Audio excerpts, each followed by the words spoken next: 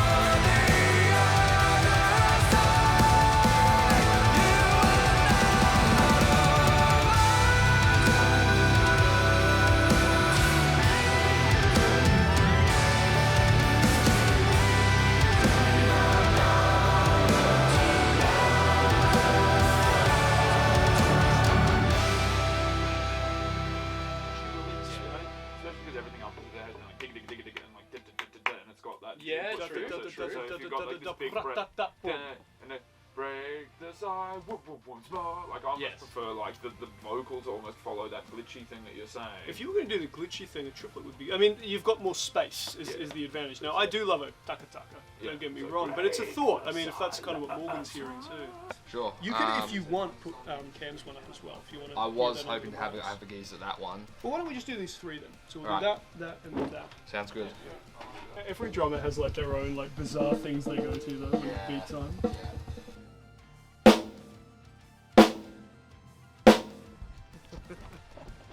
He just definitely outdone himself, like because he helped me tune the toms. They sound like extraordinary.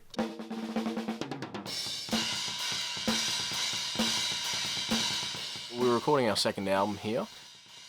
It's been a long time coming. We're super pumped to get it out to people. The arrangements and the whole process of the album is completely different from our first album. This one has been a lot more collaborative and really brought out a new, additional element to the songs. Do you like that snare sound now, Paul? Yeah. I'm happy to even experiment with going higher or lower depending. What I'm going to do next, if you want to do lunch, I'm going to go through and just check the phase, make sure everything's as good as it can be in engineering.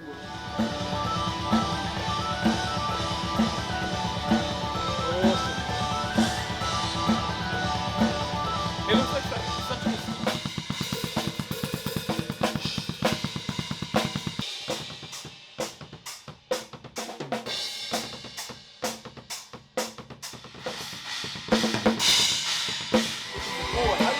stamina-wise. Like, they're going to do 3-1-2 or 3-1-2.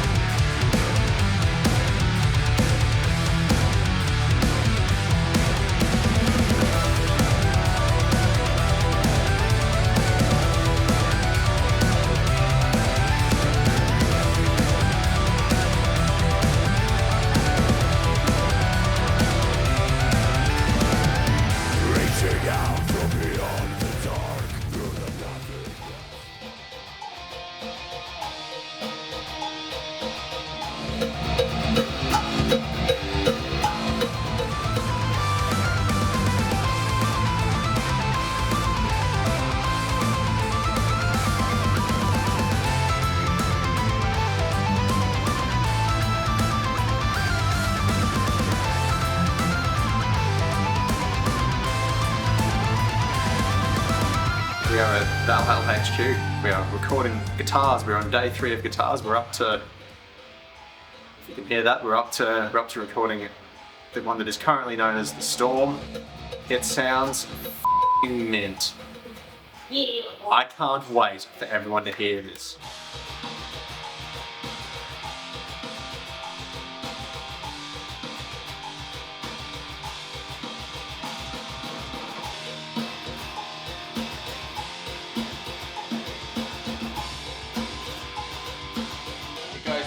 Introductory chord progression, and then it's like that till the end. The opposite, actually.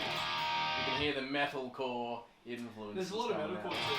Yeah, That sounds cool.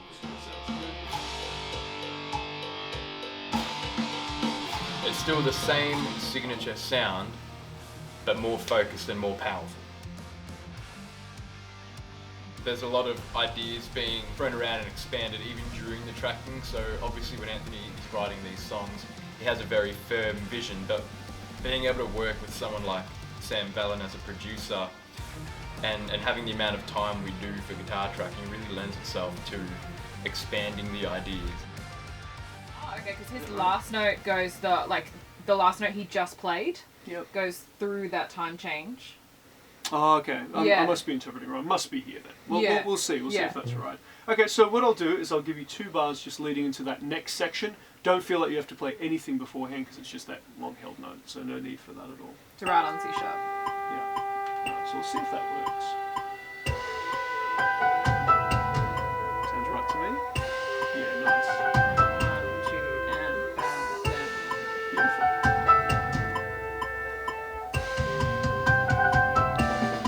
and then it goes to the high note.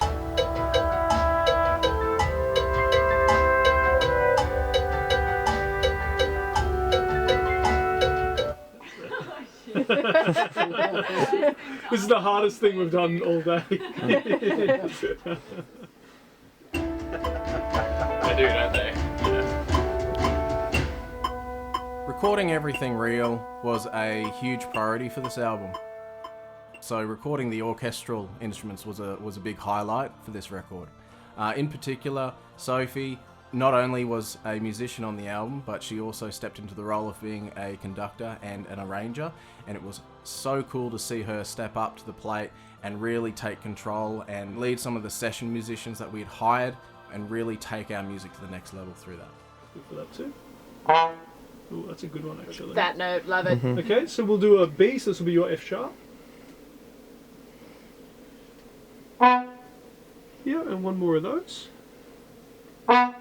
Yeah, and up or down the octave. It'll be up the octave here, won't it? Yeah, or I could do down the octave. I did quite a bit in my... Okay, can you get that last?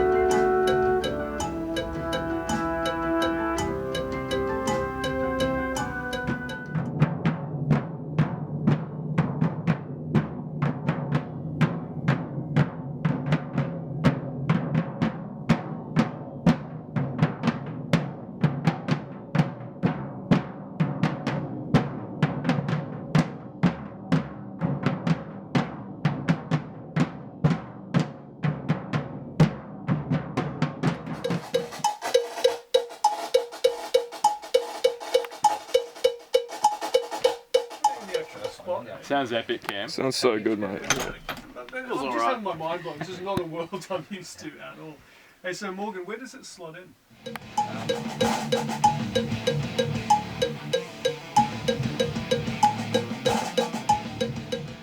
So recording started off at Studio Circuit down on the Gold Coast. The plan was to record the majority of the album there actually.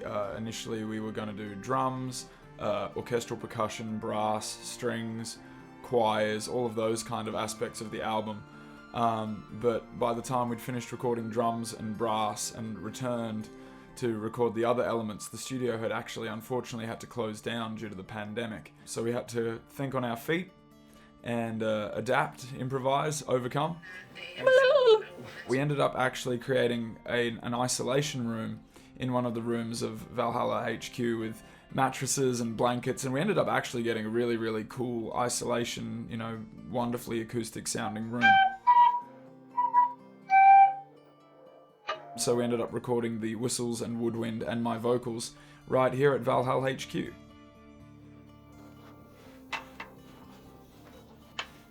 Given the change of plans and the kind of DIY nature of having to create this, isolation booth right here at Valhalla HQ, obviously building a room inside a room takes up a lot of space, so we didn't actually get as much footage of the woodwind and vocal recording as we ideally would have liked. But also at the time, we didn't want to spoil too much of the record because we had no idea what a process this was going to be to put this album out. And so we wanted to keep some things as a bit of a surprise for the viewers and for the listeners. And so, hopefully now that the album's out, those surprises were worth the mystery.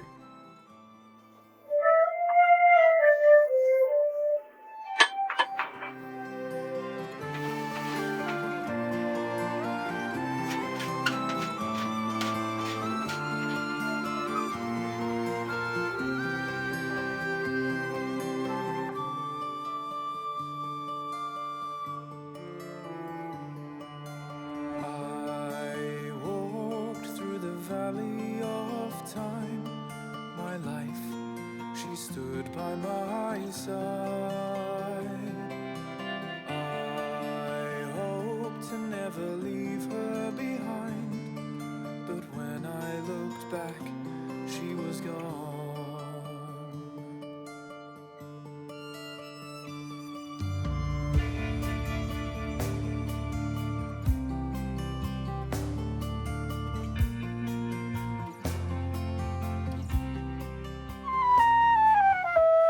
So let's have a listen back to this. So I just kept one little phrase from the other tape as well. Let's have a listen through.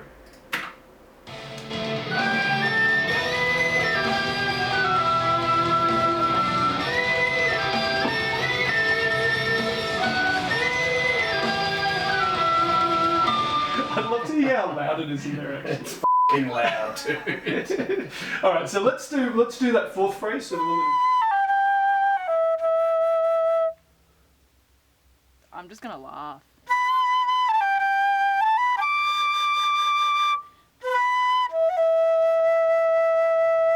I'm liking the reverb, yeah.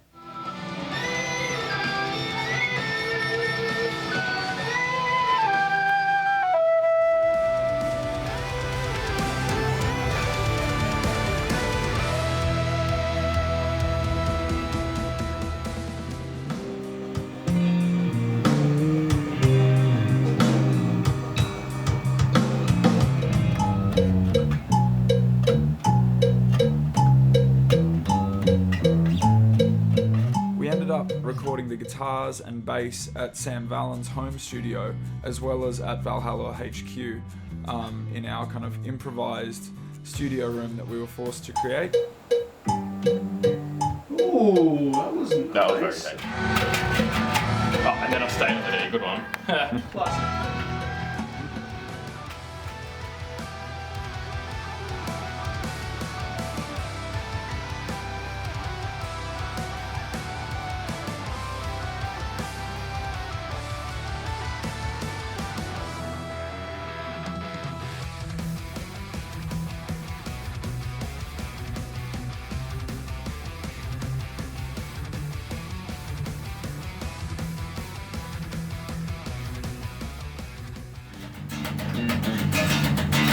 And then, Okay. I'm intrigued. We'll see how it goes. and Alright, well let's start with these chords anyway. yeah, true.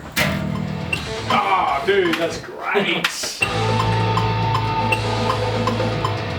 Oh yeah, Yeah, dude, Chris. good idea. That's gonna be sick. Just recording our bass guitar for our new album, and it's sounding super thick and super fat, and we can't wait to hear it in the mix. Let's have a quick listen actually.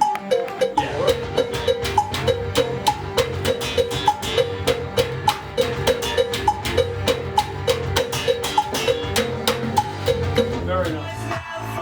Oh wow.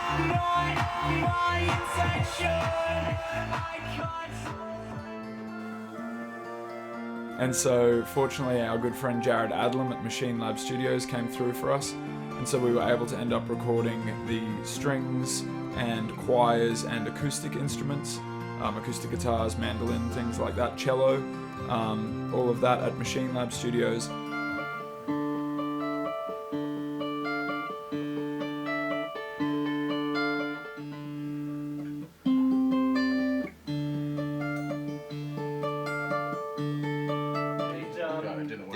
Yeah, I mean, if we do 451, Yeah, it's got that. Yeah, not whether we go channels or APIs or the vintage API.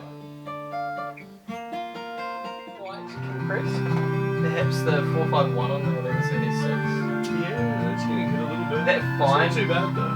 You could always move that fine gain knob below the big. Let's turn it on, get it going.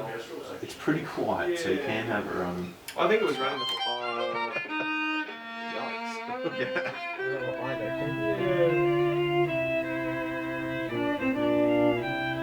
It's not too bad actually. I think it'll ever be more. Yeah, it sucks. And then thank you, Ken.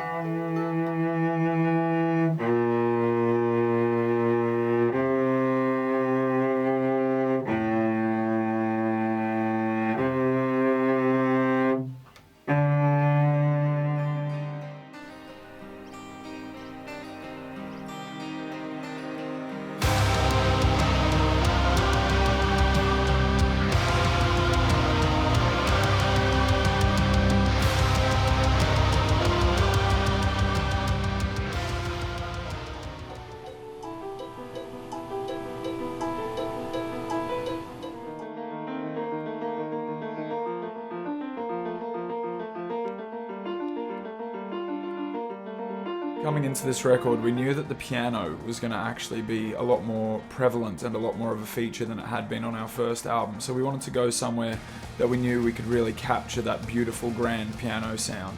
I'd once done a recording session at this gorgeous studio out to the west of Brisbane called The Barn, and as the name implies, it's this beautiful converted barn that's now a gorgeous, really vibey studio, and we ended up also recording the Koto, which features on one of the tracks, Ether.